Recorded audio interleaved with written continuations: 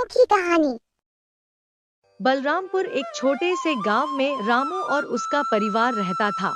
रामू सुबह सुबह उठकर गांव के बड़े घरों में जाकर काम करता था।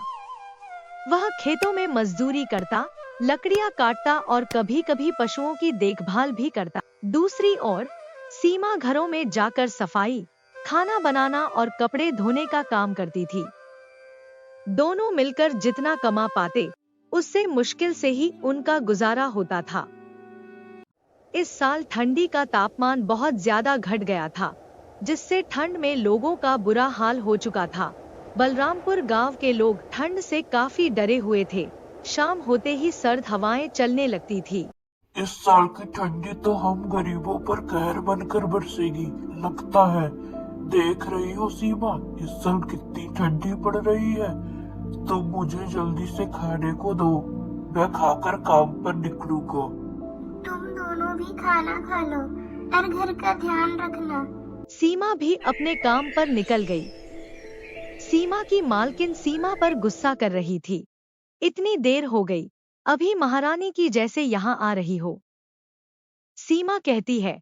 ठंड बहुत है, इसीलिए देरी हो गई आने में। सीमा की मालकिन, अरे बहाने नहीं बना, जाकर जल्दी से काम करो। रामू पशुओं के देखभाल कर रहा था, गाय को खाने के लिए दे रहा था। ठंड इतनी हो रही थी कि रामू से काम भी करना मुश्किल था। जमींदार कभी कुछ ना कुछ करवाते रहता, लकड़ियां कटवाता। गांव के लोग ठंड से कांपते हुए अपने अपने घरों में छुपे हुए थे। कुछ अपने अपने घरों के पास आग जलाकर रहते थे। शाम को रामू अपने परिवार के साथ बैठा। मैं सोचा था कि बाजार से कंबल लेकर आऊंगा, पर मुझे तो काम से छुट्टी ही नहीं मिली। मैंने भी सोचा था कि मैं मालकिन से कुछ पैसे लेकर कंबल लेकर आऊं, पर न जाने मालकिन ही मुझ पर गुस्सा थी आज। इन्हें हमारी तकलीफों से क्या लेना देना, इनके घर तो खुद ही गर्म रहते हैं। इन्हें हमारी हालत नहीं दिखती है, इन्हें बस हमसे काम कराना आना चाहिए। कुछ देर के बाद आग जलाकर घरों को गर्म किया। मालिक, मुझे पैसों की आवश्यकता है। मुझे गर्म कपड़े लेने हैं और नए कंबल। मेरे बच्चे रोज ठिठुरते हैं ठंड में।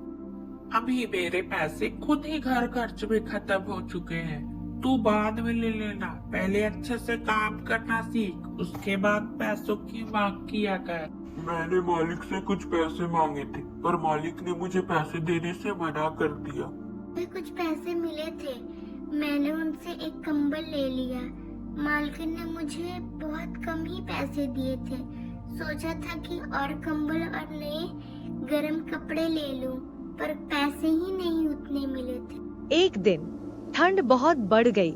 रामू और सीमा के पास गर्म कपड़े नहीं थे। वे ठिठुरते हुए भी काम पर जा रहे थे, क्योंकि उनके पास कोई और विकल्प नहीं था। गांव के मुखिया ने उन्हें जाते देखा। उन्होंने लोगों को इकट्ठा किया। रामू और सीमा की मदद के लिए एक योजना बनाई। गांव के लोग मिलकर रामू के परिवार के लिए गर्म कपड़े, कंबल और कुछ राशन इकट्ठा करने लगे। इस मदद से रामू और उसके परिवार को ठंड से थोड़ी राहत मिली। नैतिक शिक्षा यह कहानी हमें सिखाती है कि कैसी छोटी छोटी मदद और दया के कार्य किसी की जिंदगी में बड़ा बदलाव ला सकते हैं।